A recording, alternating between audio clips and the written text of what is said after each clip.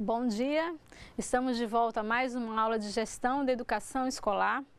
Nessa nossa aula, nós vamos dividir essa aula, por ser muito extensa, a gente fez uma divisão para que a gente pudesse facilitar aí a assimilação do conteúdo. Então, vamos trabalhar na nossa segunda aula, a unidade 2. Vamos começar com a reforma do Estado brasileiro, a gestão da educação e da escola. Então a gente tem aqui essa imagem aqui, a influência aqui da escola, da educação aí no mapa do Brasil, para ilustrar a reforma do Estado e a educação no Brasil que a gente vai iniciar. E a gente tem a seguinte colocação: vivemos nas últimas décadas um processo de mudanças em nosso país, impulsionado pelo incremento das relações sociais capitalistas, aí eu marco, pelo expressivo avanço tecnológico e pela globalização do capital e do trabalho. Então a gente teve muitas mudanças aí no nosso país na década de 90, né, depois da implementação da Constituição. Então a educação, claro que ela teve essas influências nas mudanças. A gente teve aqui muitas influências, a gente teve uma expansão da tecnologia, então a educação ela teve realmente uma contribuição muito grande nessa mudança. Então a gente continua dizendo que isso resultou no redimensionamento do papel da educação e da escola. Se a gente tem uma mudança no país, a gente precisa também mudar a escola e a educação. A partir dos anos 90, ocorre a consolidação de um processo de reforma do Estado centrado na minimização de seu papel no tocante às políticas públicas. Então, quero chamar vocês aqui para puxar na memória, na lembrança, como era a educação nos anos 80, dos anos 70, quem tem a lembrança, quem conhece alguma pessoa, a gente lembra que era muito centralizado as políticas públicas, as políticas. Então a gente tinha uma merenda escolar, era tudo chegado na escola já pronto. Então a gente tinha realmente uma centralização desse poder. Aqui, a gente na área educacional, a gente vai vivenciar em toda a América Latina mudanças no papel social da educação e da escola por meio de um conjunto de medidas que alteram o panorama da educação básica superior. Por que eu toquei nesse assunto da questão da merenda, que a gente já recebia a merenda pronta e hoje a gente tem realmente na escola uma política de quê? De descentralização desse poder. Hoje a gente tem minimizado a questão de você ter um maior controle dos financiamentos da escola. Então a gente tem esse poder de compra. Então hoje as escolas elas fazem a compra da sua própria merenda. Voltando aqui, a gente diz o seguinte: a Lei de Diretrizes e Bases apresenta muitos avanços, apesar de tratar de forma paradoxal a descentralização, municipalização, escolarização e a centralização e controle do poder central, como exemplo, os instrumentos nacionais de avaliação. Veja bem, ao mesmo tempo que a LDB ela propõe você tirar totalmente o poder do Estado, deixar que a escola tenha sua autonomia de compra de recursos, fornecer mais recursos para a escola, a gente tem a centralização da questão da avaliação. Quantas vezes vocês se questionaram realmente por que tem a questão da avaliação centralizada no questão do Estado? Hoje a gente tem a Prova Brasil, hoje a gente tem a Provinha Brasil. Então são instrumentos de avaliação que o poder, com o governo, trouxe para centralizar, mas diz que a escola tem autonomia. Então a gente já fica realmente de forma paradoxal. Será que a escola tem essa autonomia ou essa autonomia é questão mesmo que somente na lei? Então a gente não vivencia essa autonomia. É uma questão para a gente poder refletir. é de fundamental importância que compreendamos a importância de outros espaços de formação no interior da escola e neles buscar a construção de novos horizontes para a gestão da educação e da escola, envolvendo a comunidade local e escolar. A gente está falando de mudanças, né, na questão política, social do Brasil. A escola ela tem essa autonomia garantida em lei, tem essa autonomia garantida na Constituição, garantida na LDB, mas a gente precisa realmente conhecer até que ponto essa autonomia nos é dada, até que ponto a gente pode interferir nessa organização escolar, até que ponto favoreceu eu poder comprar com os meus recursos, com os recursos que vêm, claro, do governo federal, mas eu ter o poder de adquirir, eu ter o poder de chamar a comunidade para participar. Até que ponto isso não é favorável? Então, a gente, quando eu pedi para vocês puxarem na lembrança como é que era a merenda nos tempos, quando a gente era pequeno, na década de 80, vocês lembram que ela vinha toda pronta, industrializada. Então, a escola, o que ela fazia? Ela só fazia administrar os recursos humanos, né? Então, a gente tinha aquela merenda ensacada, né? O diretor organizava ali no depósito e não tinha, né, aquela coisa bem natural, bem saudável. Então, hoje, a gente vê que teve uma mudança. A gente recebe um recurso federal, apesar de ser muito questionado, porque não é o suficiente, mas a gente tem essa autonomia de poder adquirir, né? A gente poder escolher, fazer licitações e ver aqui até que ponto se não é favorável ou não. Até que ponto se ampliou a responsabilidade do gestor, né, sobre esses recursos. Então, a gente vê que não pode centralizar na mão do diretor, porque senão a gente realmente vai ter um poder, uma gestão que não favorece a participação. Então, falando em gestão, a gente coloca aqui a gestão escolar no contexto da reforma do Estado. Concepções em disputa. Como já falamos anteriormente, os avanços tecnológicos, a flexibilização das leis trabalhistas e da globalização do capital financeiro redimensionaram, Marco, o papel das políticas públicas, particularmente da educação e da escola. Intensifica-se no campo educacional a chamada teoria do capital humano.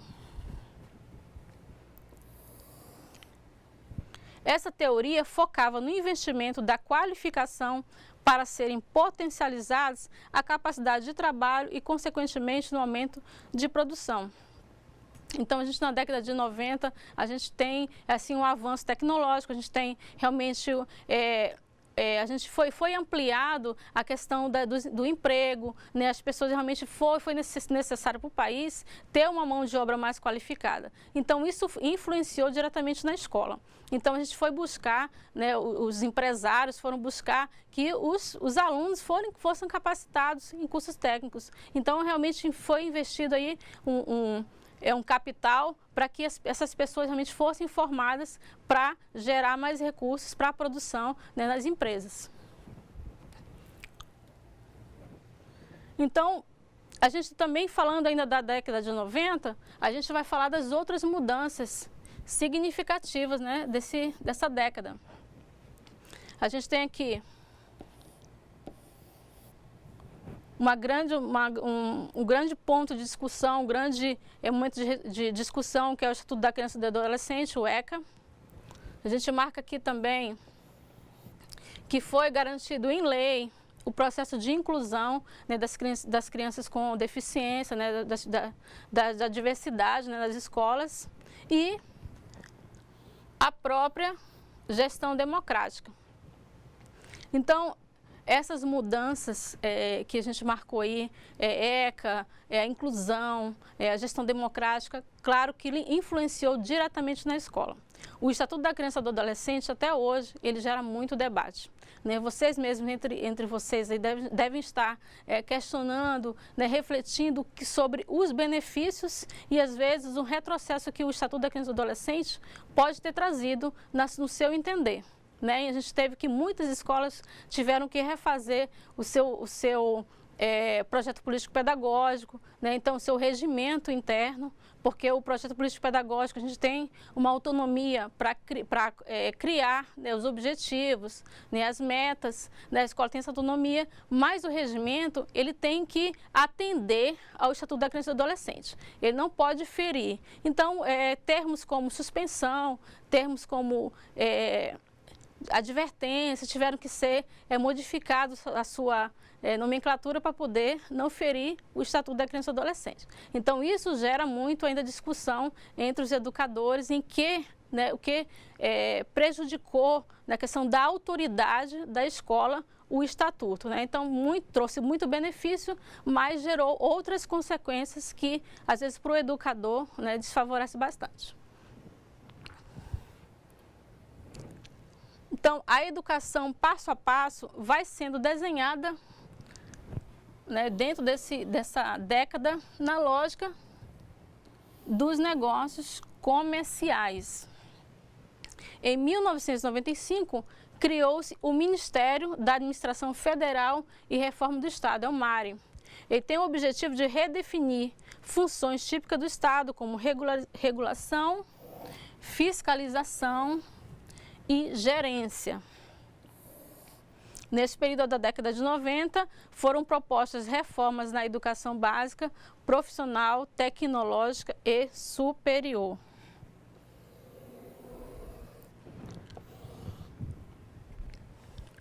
Então, a gente também teve nessa década de 90, foi nessa década que surgiu um grande aumento da privatização da educação superior. Como consequência, se a gente tem uma necessidade de uma mão, né, de obra realmente capacitada, né, os empresários foram buscar mesmo essa formação e exigiram, né, o diploma de nível superior, que na época até hoje o Estado não tem, né, ainda um número de vagas suficiente para atender toda a demanda. Então foi aí que surgiu a grande expansão da privatização da educação superior. Então, ainda falando sobre mudanças nessa década, a ampliação da obrigatoriedade e universalização da educação. De 4, né, a gente teve, passou a ser obrigatório de 4 a 17 anos.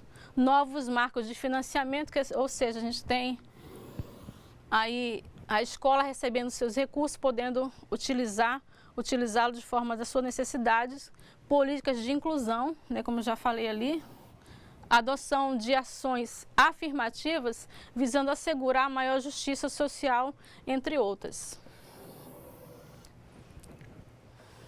A gente sabe que nem de longe a gente realmente está servindo, a gente está tendo a gente não conseguiu ainda suprir a necessidade do brasileiro. A gente não sabe que a educação está longe de estar como ideal. Mas a gente teve muitos avanços, né? A gente teve uma consciência de que é um direito, é um dever do Estado, é uma obrigação que os pais mantenham seus filhos na escola. A partir desse momento, passou-se a ter essa consciência. Então, as pessoas foram atrás, né, foram em busca dessas mudanças, né? A gente teve muitos aí, avanços nessa área. Então, a gente fica buscando aí mesmo a consciência, né, principalmente do educador, da sociedade no geral, para que tenha essa educação de qualidade como direito primordial. Então, a gente vai aqui já para o ponto-chave, que é a construção da gestão democrática na Constituição Federal e na Lei de Diretrizes e Bases da Educação Nacional.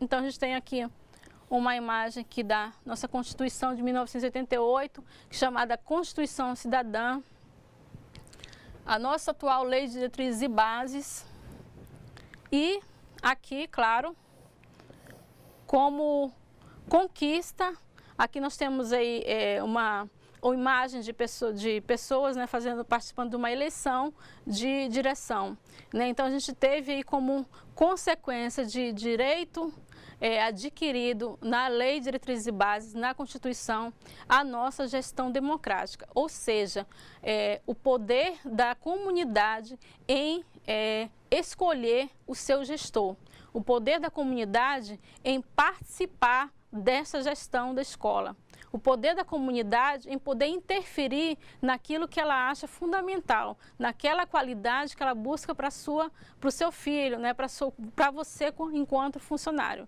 Então, a gestão democrática, ela é uma conquista. Claro que também está longe do ideal, mas a gente deu o primeiro passo, né, de uma longa caminhada que a gente tem em busca daqui para frente, porque é principalmente essa consciência de gestão democrática que a gente busca com essa disciplina, como fazer essa gestão democrática aqui na escola, dentro da escola. Como a gente pode convencer as pessoas a participar dessa gestão. Então, essa eu acho que é a principal função dessa disciplina. Então, dentro da Constituição, a gente tem e da LDB, a garantia do acesso ao ensino público gratuito e obrigatório, consubstanciado no direito público subjetivo. Vamos falar em direito, vamos falar em dever do Estado, vamos falar em necessidade básica. A gestão também como resultado, a gestão democrática no ensino público, a vinculação de postos à educação, pela qual cabe à União aplicar 18%, né, ao governo federal, e aos estados, municípios e Distrito Federal, 25%, chegando a 30% em alguns estados. A tramitação do projeto de lei de diretrizes e bases da educação se deu lentamente. Olha, não pensem que a redação final da LDB, ela foi rápida, ela gerou muito debate, muitos grupos em opinião diversas. Então, realmente, a finalização, a conclusão, ela se deu de forma lenta, né? Porque muitos queriam defender a educação privada, alguns queriam defender o ensino público. Então, achavam que o governo federal podia também investir no ensino privado, que as famílias podiam escolher, né, deviam escolher entre a educação privada e a educação pública. Não viam a educação como um direito fundamental que o governo federal tivesse que financiar. Então, realmente, o debate foi longo, por isso se deu de forma tão lenta. Então, está aqui como os interesses eram diversos e havia um embate histórico entre defensores da escola pública, como eu já falei, e os defensores da escola privada. Após vários retrocessos, foi aprovado o substitutivo redigido pelo senador, aqui, o Darcy Ribeiro, né, que redigiu a Lei 9.394, que é a LDB de 1996. Está aqui a redação final, em 20 de dezembro de 1996.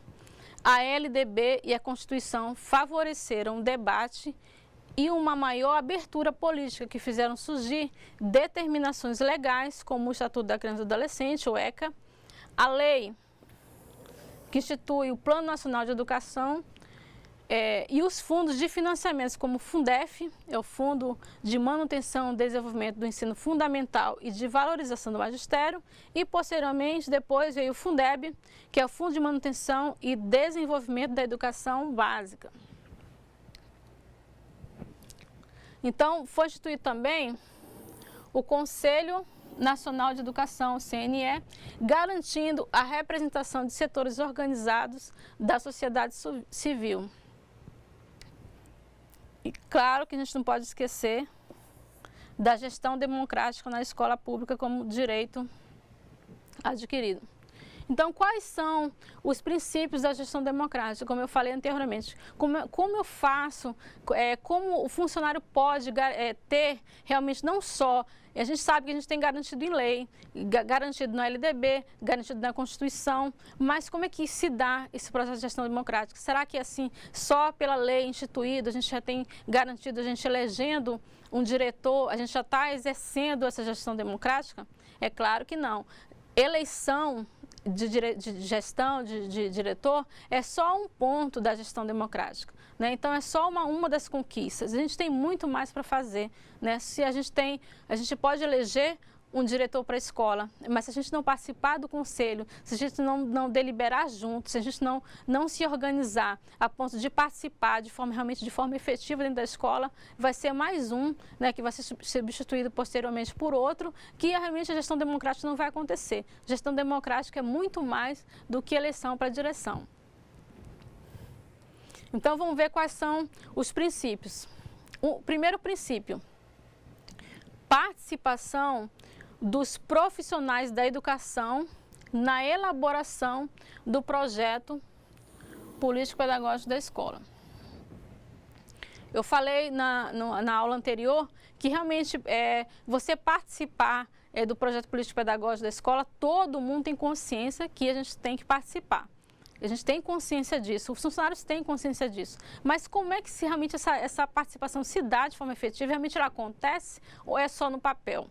Quando eu vejo o PPP da minha escola, eu já vejo ele prontinho, ou eu sei que eu participei desde das perguntas, do levantamento de pontos, de mudança, de debate, de respostas que eu tive de dar como funcionário, como pai. Se eu participei da elaboração dos objetivos que aquela escola quer atingir, se eu desenhei junto a missão da escola, se eu participei da elaboração das metas, se eu participei também de todos os pontos do projeto político-pedagógico, porque o projeto ele é a cara da escola. O projeto, sempre eu digo, que quando a gente chega numa escola, a gente quer conhecer, não é andando pelo corredor, é você pedindo o projeto político-pedagógico e você poder ver a cara da escola. Não só, você pode ali estar definindo todos os pontos, todos os passos que a escola pretende seguir. Então, é o retrato e a cara. Se eu não posso desenhar como a minha escola tem que ser, só com participação da supervisora, da orientadora e do diretor. Eu preciso ter a participação de todos, porque senão não vai ser a cara da escola, vai ser a cara dessas 3 pessoas. Então, eu preciso da participação efetiva desde a resposta dos questionários para que a gente possa realmente desenhar junto. É difícil, não é fácil, porque todo esse processo de questionários, né, de perguntas, de reuniões, gera tempo, muito tempo. A gente tem que parar, a gente tem que perguntar, a gente tem que realmente elaborar de forma que eu possa conhecer as características daquela comunidade. Então, realmente é trabalhoso, mas é um bom resultado, porque se você participa da elaboração, é mais fácil você realmente contribuir. Agora, se você já vê prontinho, às vezes a gente não se sente sujeito ali, atuante daquele, não se sente realmente que a gente faz parte daquela elaboração. Então, a gente realmente não tem interesse, mas quando a gente participa junto, quando a gente elabora, constrói junto, é mais fácil. Então, o segundo princípio é a participação das comunidades, né, das comunidades, tanto escolar quanto local, em conselhos escolares ou equivalentes. Quantos de vocês na escola já foram chamados para participar do conselho escolar e já disseram, não, eu não quero? Por quê? Porque às vezes a gente acha que vai ser muito trabalho, eu vou ter que colocar meu nome, o meu CPF naquele documento, naquela compra. Não, eu vou me envolver. Não, eu não quero me envolver em política, não quero me envolver em decisões que não vai trazer benefício para mim. Então, muita pessoa usa isso como justificativo. O que acontece? Os conselhos escolares, eles não são atuantes, porque são pessoas que foram escolhidas e acabaram dizendo sim apenas para satisfazer o pedido da direção. O que acontece? Essa pessoa que participa, ela não se sente sujeito. Ela está ali como mero participante, apenas para assinar. Então, quando eu sou chamada e sinto necessidade de participar, e eu participo de forma consciente, realmente o conselho vai funcionar. Então, a gente tem muito, sim, problema em ter um conselho atuante, porque as pessoas não se veem como sujeitos, elas vão apenas para não dizer não para o diretor, não dizer não para aquela pessoa que chamou. né? Então, isso aí é um dos grandes problemas da questão do fortalecimento dos conselhos escolares. De acordo com a legislação vigente, cabe aos sistemas de ensino regulamentar a gestão democrática por meio de 2 instrumentos fundamentais no processo de participação. A gente tem aqui o projeto político-pedagógico da escola, elaborado por profissionais da educação, conselhos escolares que incluam membros da comunidade escolar e local,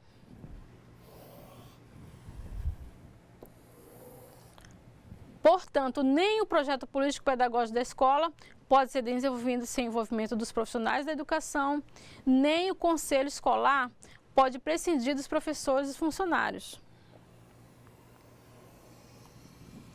Nada de deixar, nada de ser algo elaborado, né, como eu falei, entre 3 pessoas, entre 2 pessoas. Tem que ter realmente a participação efetiva. Então, voltando para o princípio da luta que se refere ao direito à educação para todos, precisamos saber que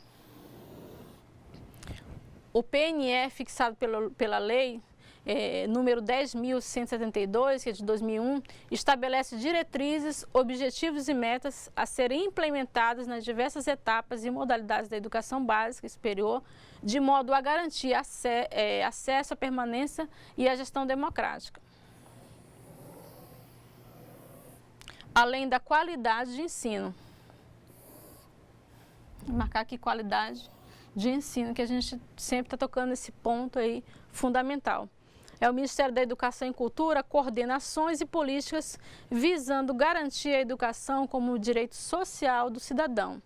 A União mantém articulação com os poderes públicos, estaduais e municipais.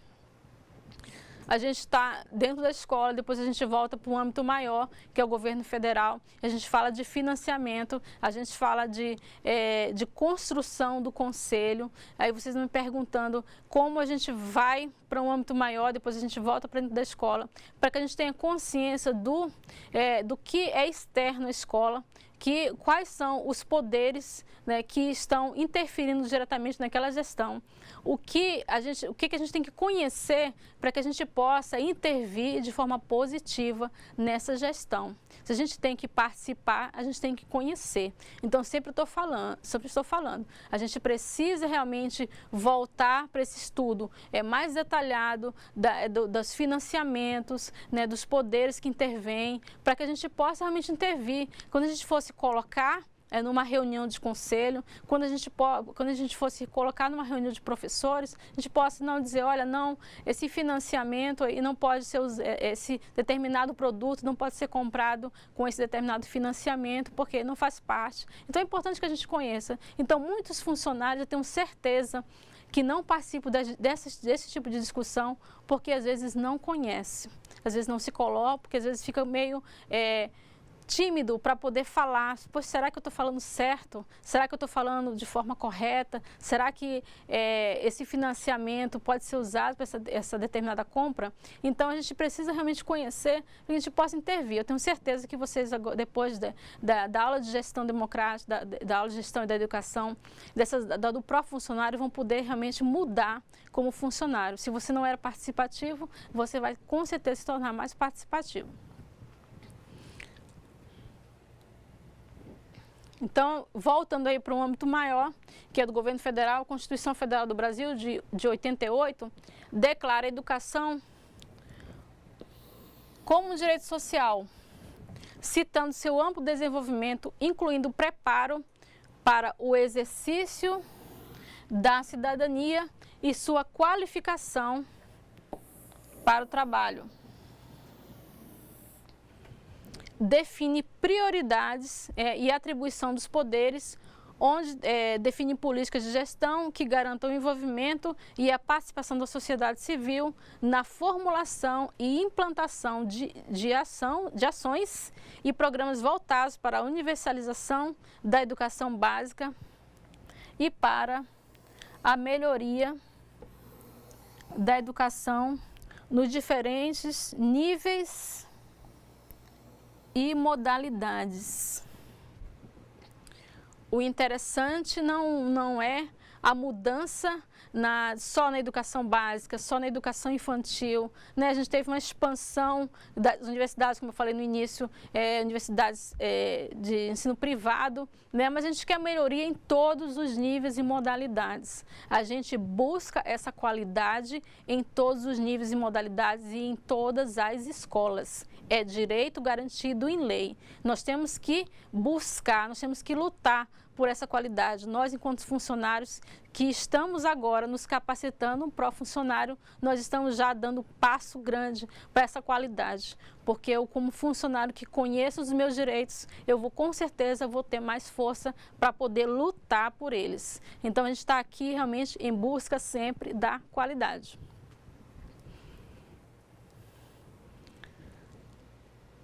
Educação e condições sociais desiguais no Brasil.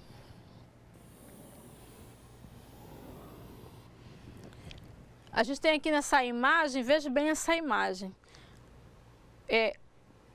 Um com muito e muitos ali, realmente ali caindo ali no precipício, porque todo o recurso fica na mão de poucos e as outras pessoas aí ficam realmente de forma desigual, né, com a qualidade de educação aí inferior a poucos.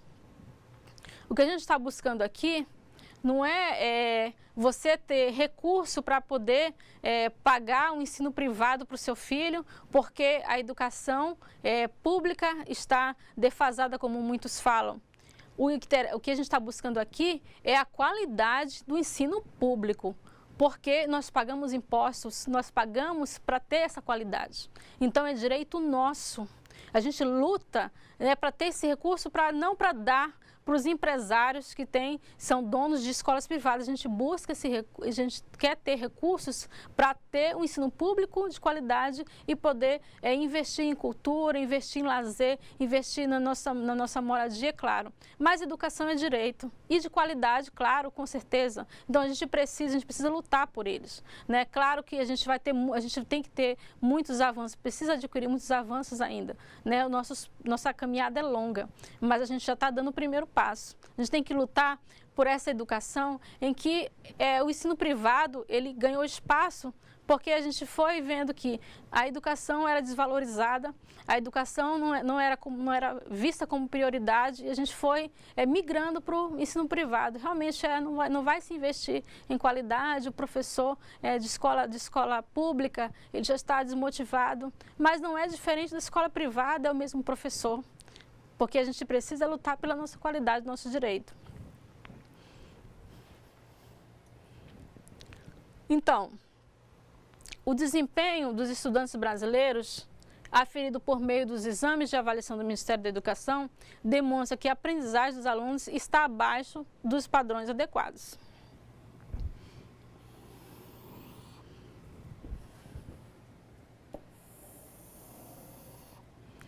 Esse baixo desempenho possui várias causas, internas e externas à escola. Na sua opinião, quais as principais causas deste baixo desempenho? Nós temos aí exames como o Enem, Prova Brasil, Provinha Brasil, né, exames já institucionalizados pelo governo federal, para se também medir qualidade. A gente mede qualidade através desses exames. E foi diagnosticado, né, a gente verificou que a educação brasileira ainda está abaixo do que é considerada ideal.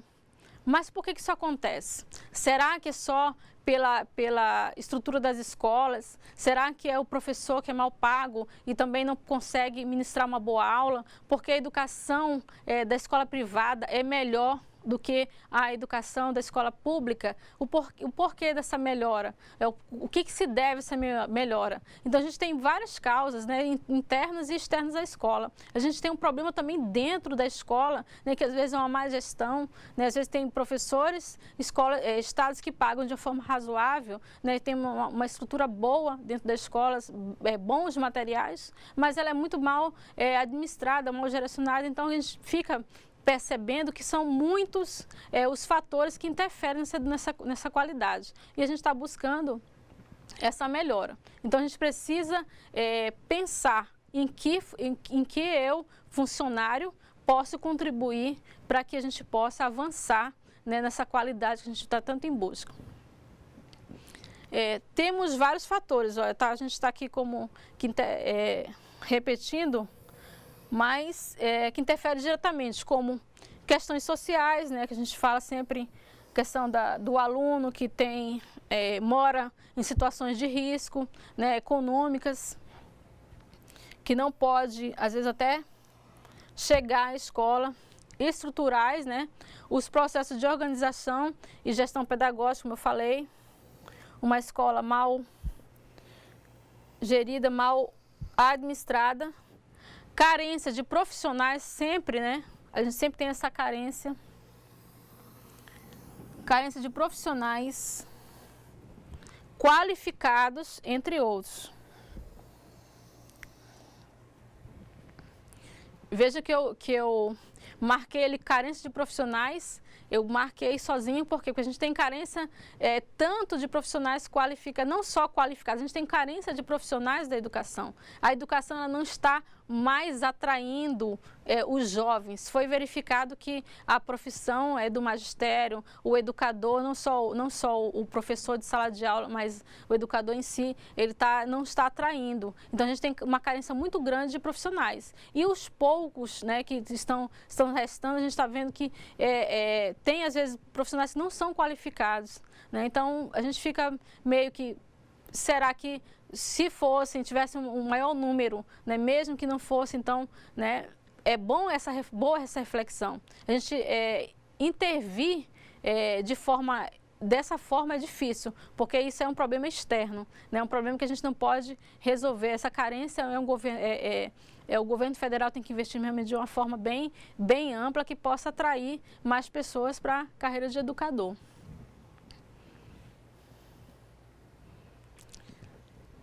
Então, se eu preciso de uma intervenção do governo, são necessárias políticas públicas mais amplas, que incluam garantia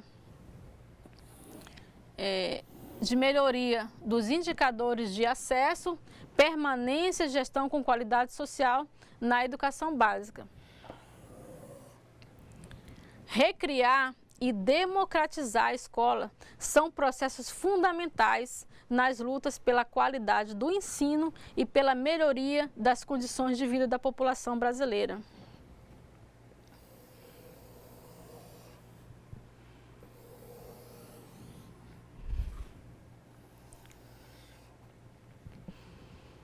E a gente sempre sabe que se você investe em educação, a gente vai ter uma melhora em todos os outros setores, né? A educação fundamental para que a gente possa realmente adquirir uma diminuição de violência. A gente tem uma melhoria na segurança pública, melhoria até na saúde, porque as pessoas bem informadas com certeza vão se cuidar mais. A gente sempre vem falando aqui qualidade, necessidade, direitos, obrigatoriedade, mas a gente vê que os passos aí são lentos, né? A gente como funcionário tenta fazer o melhor, mas a gente precisa ainda muito mais para chegar nessa questão da melhoria, né, de você poder entrar numa escola pública e compará-la com o ensino privado e perceber que não há diferenças, né? Não há apenas de recursos, né? Cada um tem a escola privada tem o seu recurso destinado através das mensalidades,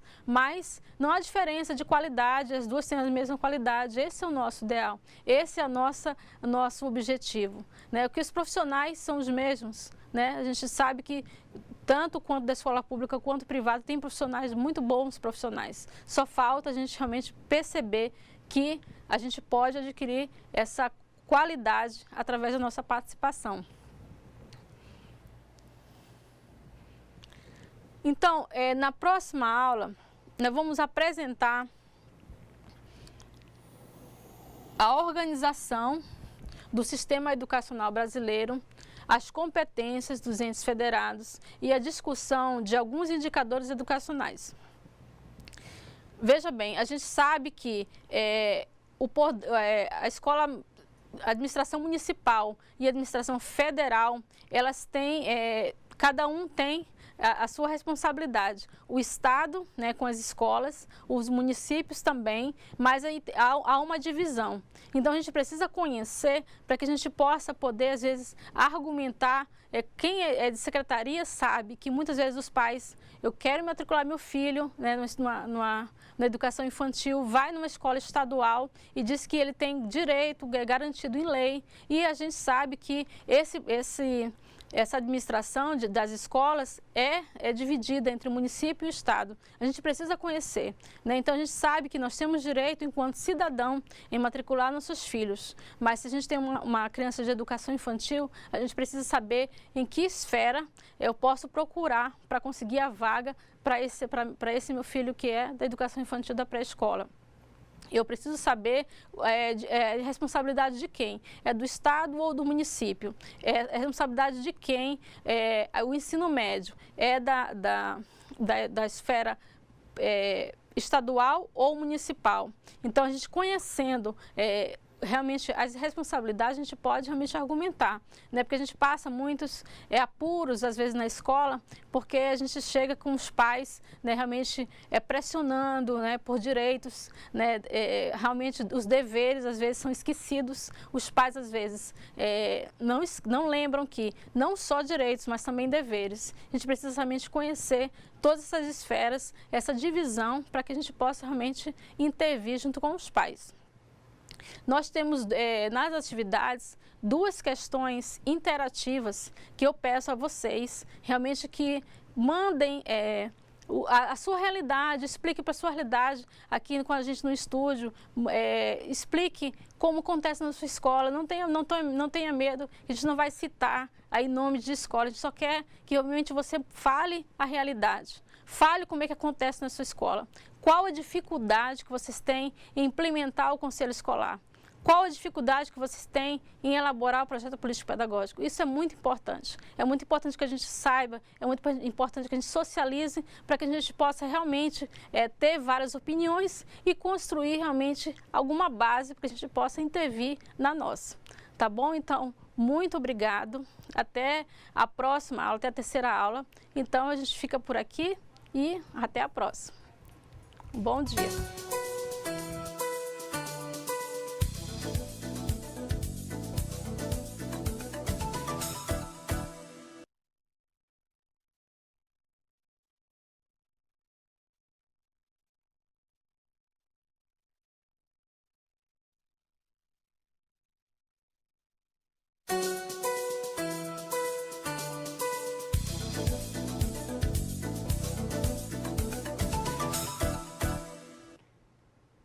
Então, agora vocês aí tiveram a oportunidade de fazer, né, as atividades orientadas pela professora Andréia. E agora, nesse segundo momento, né, eu e a professora Rosânia vamos fazer a correção, vamos dialogar um pouco com você, vamos ouvir suas respostas e vamos aqui participar desse momento juntos, ok?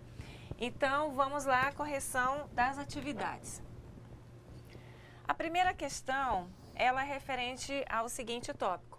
Cite alguns avanços adquiridos para a educação na Constituição de 1988 e na LDB 9394 de 96. A resposta aqui referente às questões são a seguinte: composição dos níveis de ensino na educação básica e superior, descentralização, municipalização e escolarização.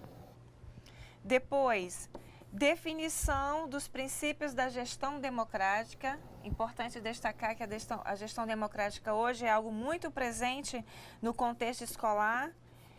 Ampliação da obrigatoriedade e universalização da educação de 4 a 17 anos. E as políticas de inclusão, novos marcos de financiamento, entre outros. Então, aqui, pessoal, vocês observaram, né, a correção da primeira questão, pontos fortes como a gestão democrática, financiamento, políticas de inclusão, a própria Constituição Federal, a LDB 9394 de 96. Então, observe aqui que são 1, 2, 3, 4, 5 tópicos referentes a essa citação dos avanços adquiridos para a educação. Avançando, Segunda questão. Sabemos que a realidade de muitas escolas é possuir apenas uma autonomia reduzida à administração dos recursos financeiros, sem considerar outros fatores primordiais de uma gestão democrática. Na sua opinião, por que isso acontece? Bom, essa questão número 2, ela é uma questão de caráter interativo, né? Aí você no polo com certeza já sentou, já debateu, já tem algumas respostas. Tem alguma resposta, professora? Tem sim. Bom dia, pessoal. Vamos lá. A Maria da Saúde, ela faz uma referência aqui à gestão democrática, lá no início da pergunta. E ela diz o seguinte, né? Os princípios da gestão democrática. Acesso ao ensino gratuito e obrigatório são um dos princípios da gestão democrática. Criação, Fórum Nacional de Educação e a própria LDB. São grandes contribuições para o avanço educacional. Então, como ela frisa aqui, de fato, a gestão democrática, ela tem sua parcela de contribuição no sentido de melhoramento para a educação em si. E isso abrange todo o processo de ensino-aprendizagem dentro da escola. E é importante a gente destacar também, né, que a gestão democrática é uma conquista. Hoje as escolas, a maioria das escolas tem a oportunidade de escolher seus dirigentes escolares através desse voto direto, né? Onde alunos, pais, servidores participam dessa escolha.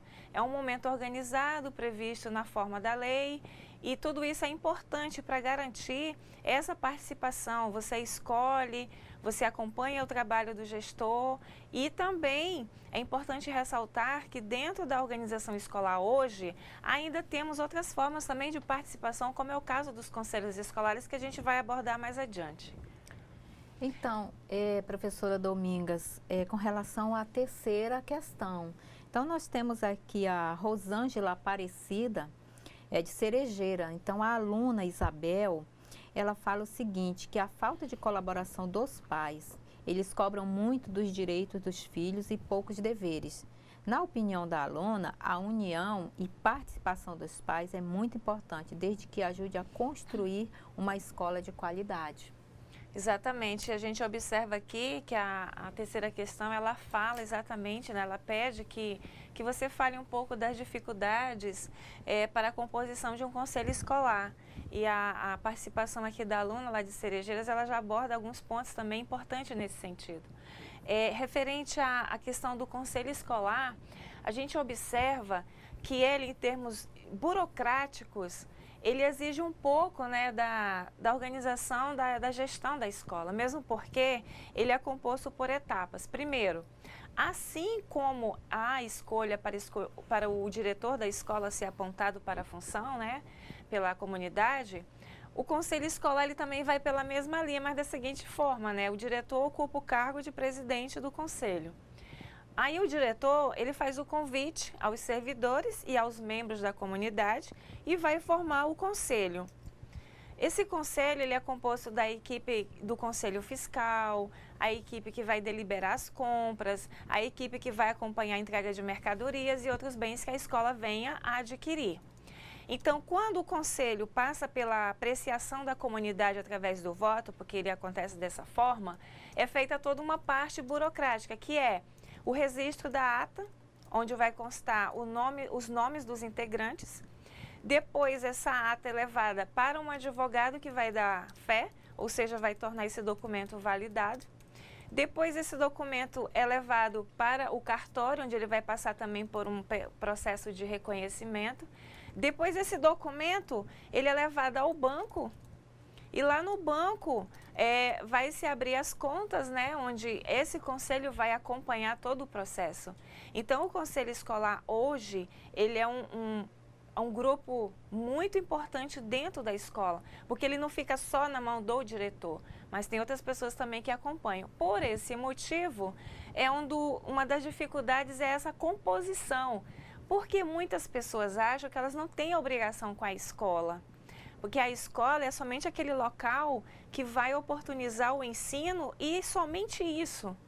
Tem alguma resposta? Tem aqui da aluna Marlene de Cerejeira. A aluna Marlene, ela faz a seguinte abordagem, que por falta de interesse dos funcionários, falta de informação dos mesmos e se sentindo inferior e não ter voz ativa, o funcionário fica inibido de expressar qualquer opinião dentro dessa terceira questão que fala da realidade, as dificuldades da escola. Referente a essa resposta, né, a questão da inibição do servidor, do funcionário, é uma coisa assim importante. Eu sempre costumo dizer isso. Todos os servidores lotados na escola, em sua grande maioria, eles são servidores públicos. Eles passaram por um processo seletivo, eles estão ali através de concurso e foram efetivados. Aqueles que estão no probatório, eles têm um certo receio de se manifestar ou até mesmo de falar algumas coisas, porque tem medo talvez de uma perseguição, algum tipo de situação que vá prejudicar. Mas quanto a isso, é importante destacar o seguinte: você passa por esse período, você pode falar, mas fale com argumentos, porque existem pessoas que elas falam de uma forma crítica, tão crítica, mas no sentido de causar o constrangimento. Fazem provocações, às vezes não tem fundamento. Então, se você tem uma base, um fundamento, você questiona, porque senão você passa a ser visto de uma outra forma. Quando você é um servidor que critica assim com base, é uma situação. Agora, quando você faz de uma forma aleatória, sem nenhum tipo de respaldo, já gera outro tipo de situação na escola. Exatamente. E todo processo, né, que envolve a questão da escola, quando envolve a questão coletiva, é preciso que todos tenham conhecimento, né, do que a pretensão própria da escola, que nada mais é do que o aluno, né, a evolução cognitiva do aluno, o aprendizado. E para isso, os seus participantes precisam, de fato, né, ter argumentação, ainda que seja crítica, mas que ela tenha pontos positivos para que ela seja, né, ajustada. Exatamente. Esses ajustes eles devem ser constantes no ambiente escolar, mesmo porque é um ambiente onde todo dia uma situação nova se apresenta, quem é gestor sabe disso. E essas dificuldades, elas nunca vão deixar de fazer parte da escola. Elas estarão sempre presentes. É importante ressaltar o seguinte, pessoal: as dificuldades no ambiente escolar, elas servem também como forma de crescer, de fazer mostrar o potencial da equipe, mesmo porque em uma escola se gerencia conflitos, se administra dificuldades, e tudo isso faz parte desse processo também. De fato.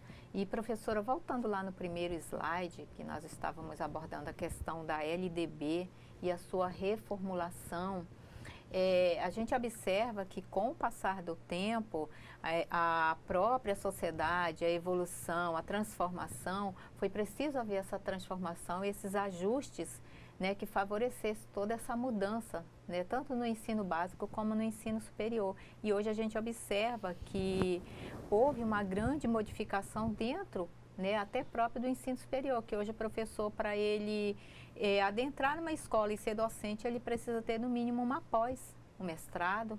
Sem isso é impossível ele entrar numa sala. Exatamente. Hoje a gente observa aí essas orientações no sentido da formação. Por exemplo, a gente observa também nos regimentos e estatuto dos servidores que a maioria deles orienta no seguinte tópico: compete ao servidor buscar sua qualificação.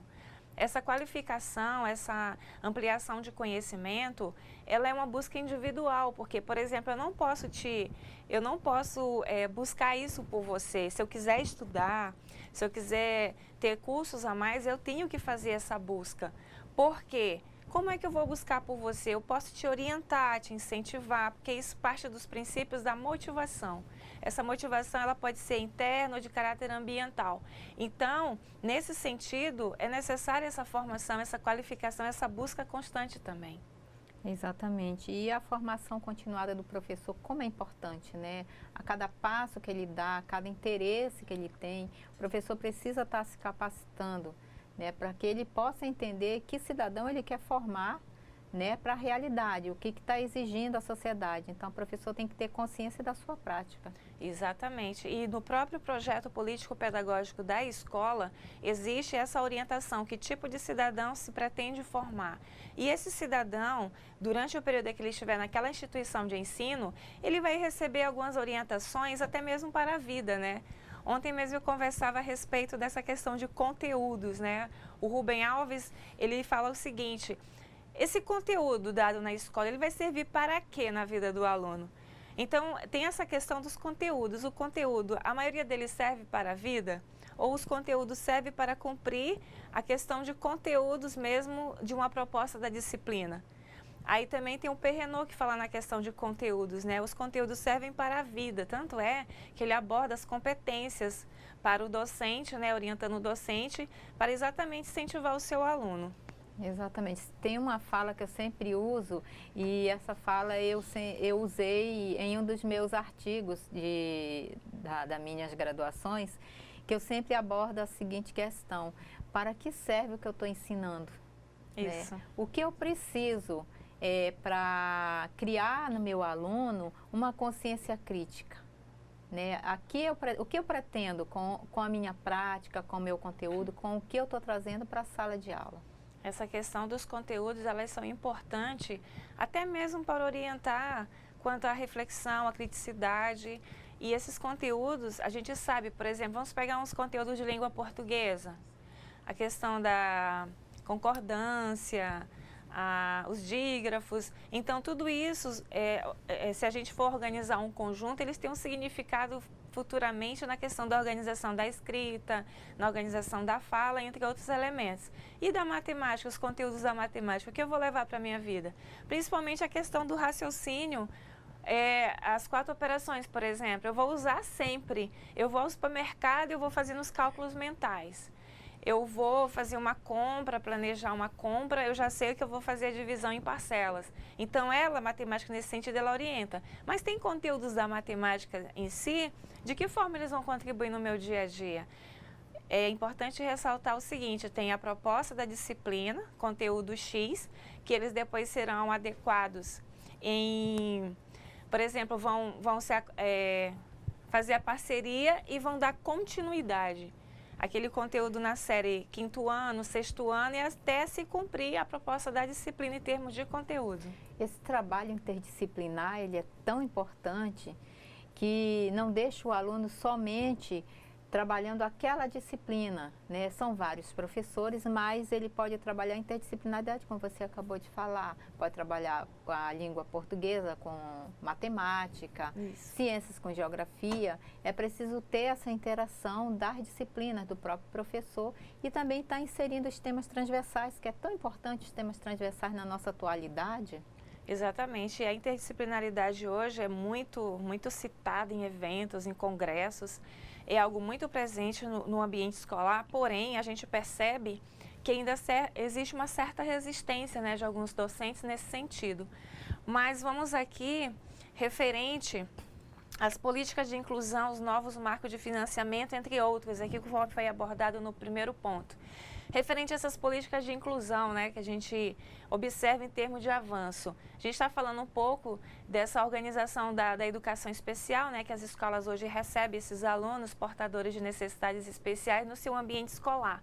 A gente sabe que é um processo gradativo, ele não acontece de um dia para o outro. A gente observa aí até mesmo no registro da história da educação esses avanços e observa hoje, em 2014, esses avanços também referente a políticas de inclusão. Uma coisa que eu quero deixar assim bem claro para vocês é o seguinte: o próprio Ministério da Educação, ele orienta em termos teóricos e de legislação tudo isso que a gente está falando aqui. Por exemplo, conselhos escolares têm uma sequência de apostilas, né, de manuais de orientação quanto ao conselho escolar. Lá no MEC também, no site, você encontra a questão da educação inclusiva, educação especial, os documentos, o material de estudo, entre outras. Então, o Ministério da Educação, ele tem essa organização em termos de materiais didáticos para orientar gestores, docentes e aquelas pessoas que tiverem interesse em conhecer melhor o assunto. E hoje, professora Domingas, a inclusão social é uma realidade, né? Isso. Que nós estamos vivenciando. e toda escola, tanto faz pública ou privada, ela precisa estar adequada a essa nova inclusão, né, em todos os sentidos. Eu trabalho numa instituição que nós temos um aluno que ele tem paralisia cerebral e ele está no 3º ano de Direito. As aulas dele é toda monitorada, então a instituição se adequou a uma mesa para ele, ao computador, todo o aparelho para atender esse aluno, porque é uma realidade e a escola que recebe esses alunos, ela precisa atendê-los adequadamente também, né? Inclusive ele digita com o nariz, as respostas todas com o nariz e o professor acompanha no computador as respostas e toda a prova ele faz nesse sentido. Uma das características do ser humano é a inteligência, a razão, a emoção, são particularidades do ser humano. Todos nós, podendo ter uma necessidade especial, todos temos a capacidade de aprender, de externar os sentimentos, as emoções, todos nós, porque nós somos seres humanos. Então, essas pessoas que têm necessidades especiais, elas têm o tempo dela de aprender também, assim como acontece conosco. O processo da aprendizagem ele é lento, gradativo, isso varia de pessoa para pessoa. É importante destacar também que tem pessoas que de uma forma ou de outra, isso vai perceber-se na escola, às vezes tem algum bloqueio e esse bloqueio prejudica o processo de aprendizagem. Crianças, por exemplo, que passam por uma situação de conflito, situações delicadas de pressão psicológica, entre outros, elas terminam por desenvolver um certo bloqueio, mas elas aprendem a partir do momento que esse bloqueio é resolvido.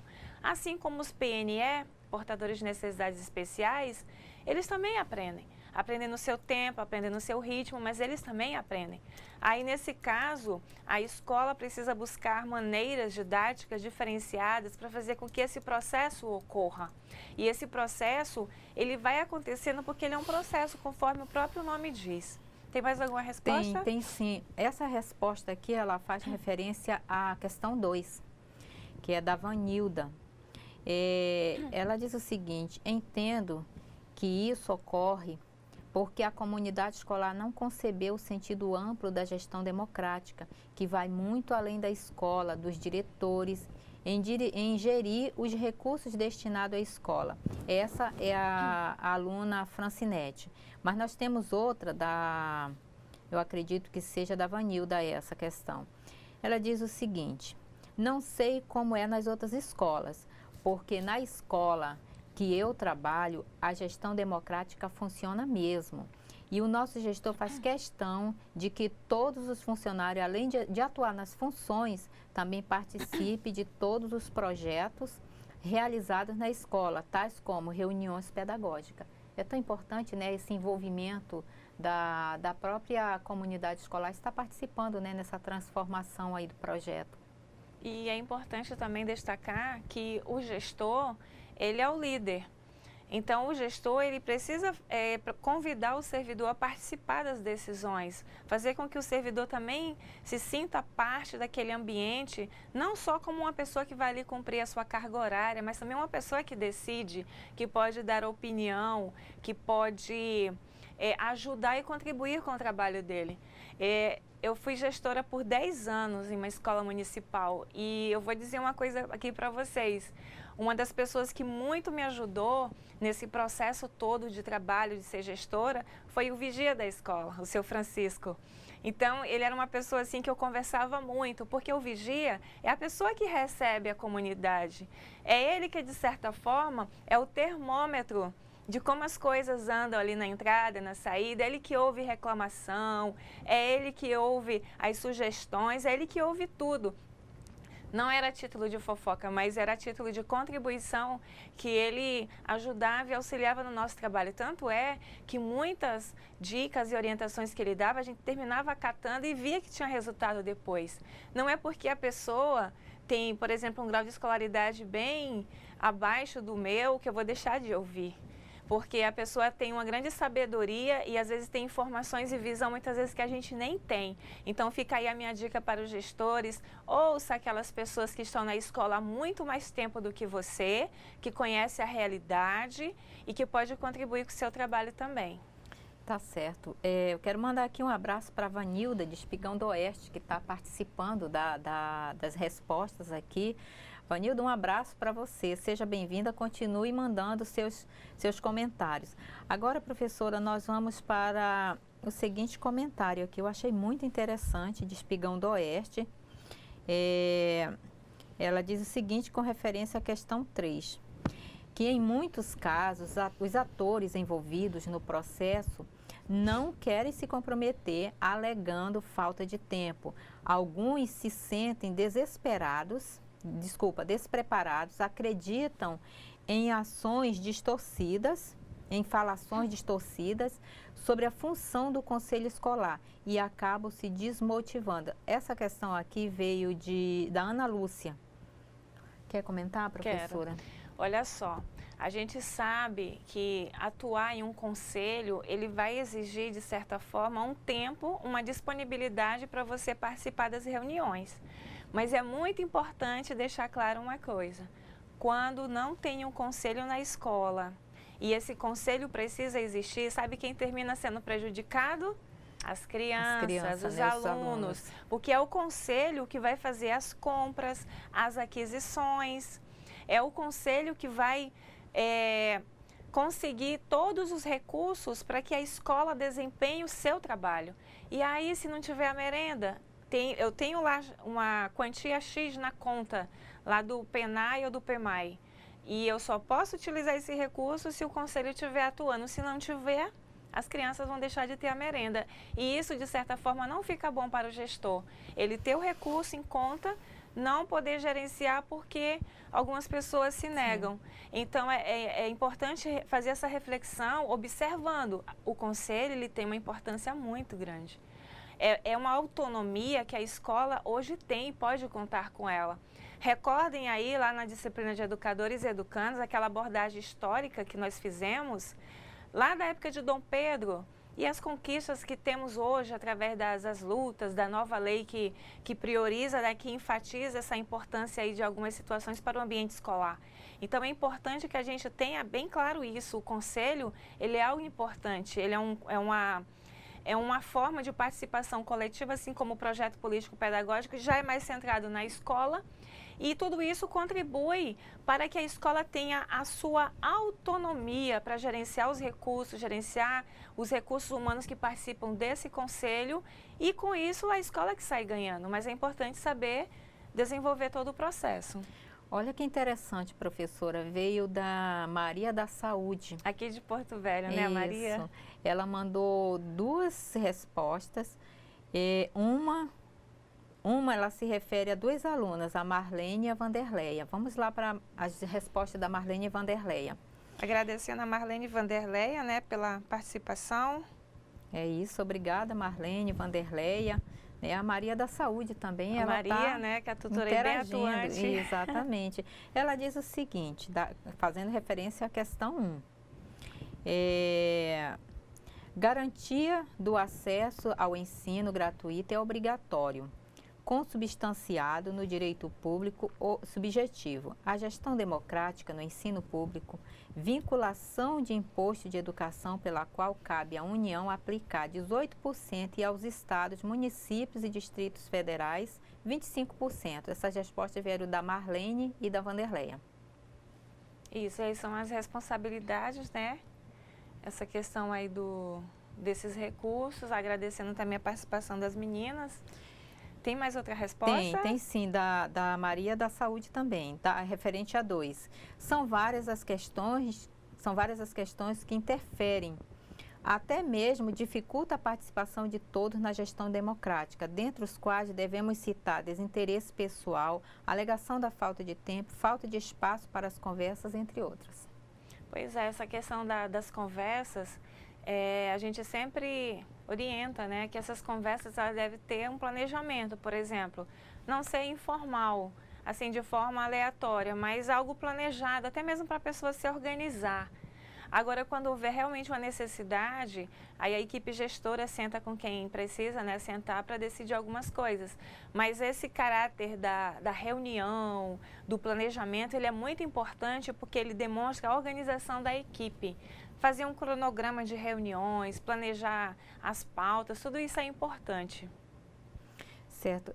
Só fazendo uma observação aqui com relação à questão 1, que é da Maria da Luz, do Polo aqui de Porto Velho, né, que ela fala dessa organização, né, que vincula a União, o município, o Estado, cada um dentro das suas competências, cuidando das educações e cada um nas suas competências, né, cabe ao Estado cuidar da educação básica, dar todo o amparato necessário, né, e o município também e a União. Exatamente, aí nós observamos as competências de cada um, né? As atribuições, as responsabilidades, mesmo porque nessa hierarquia aí das organizações, cada um tem as suas competências e acompanha o processo. Por exemplo, o Tribunal de Contas, né? Ele vai acompanhar os recursos que a escola administra. O Tribunal de Contas, ele acompanha aí tudo e não pense que o diretor, ele anda sozinho, não. Ele tem outras instâncias aí por trás do trabalho dele, acompanhando tudo que se faz, mesmo porque, pessoal, essas verbas que a escola recebe, elas são verbas federais, esses programas do governo federal. Tem a contrapartida do município, mas também tem a contrapartida federal. Programas de alimentação escolar, temos aí as verbas que caem em cada conta, por exemplo, da escola aberta, mais educação, segundo tempo, isso aí são verbas federais que a escola recebe para fazer aquisição de material pedagógico e didático para garantir as oficinas. Tem mais alguma resposta? Não, não tem resposta no momento. Então, olha só, nosso tempo está chegando ao fim aqui por hoje. Nós queremos agradecer a todos aqui, a Francinete, a Vanilda, Maria da Saúde. Quem mais aí de tutor, professora? A Maria da Saúde, a Francirley, a nossa coordenadora. Abraço, né, para a Francirley. Tá certo. E um bom dia para todos que participaram. Nós agradecemos e nos encontramos na próxima terça. Isso, também desejamos a todos uma ótima semana, continue aí firme nos estudos. Eu sei que vocês estão ganhando muito com as nossas aulas, com os diálogos aí também no Polo. Agradecemos também aos tutores aí que são pessoas presentes e atuantes. Um grande abraço a todos vocês. Eu quero dizer que o trabalho de vocês é muito importante. O trabalho do tutor é muito importante nesse processo, porque a gente vai dialogando no chat, ele é o mediador aí das respostas aqui com a gente. Então, eu quero agradecer muito mesmo a atuação de cada um dos tutores. Agradecer a todos os alunos pela disponibilidade em estarem aí no Polo nessa manhã, nos ouvindo, interagindo conosco. A gente vai se encontrar na próxima terça-feira, na terceira aula. Pedimos que vocês estudem com carinho todo o material. E lembre-se de uma coisa, na vida não há caminho a caminhar, o caminho se faz caminhando. E esse caminho é gradativo, ele é todo dia e um dia você atinge seu objetivo. A todos uma boa semana e fiquem todos com Deus e até lá. Bom dia.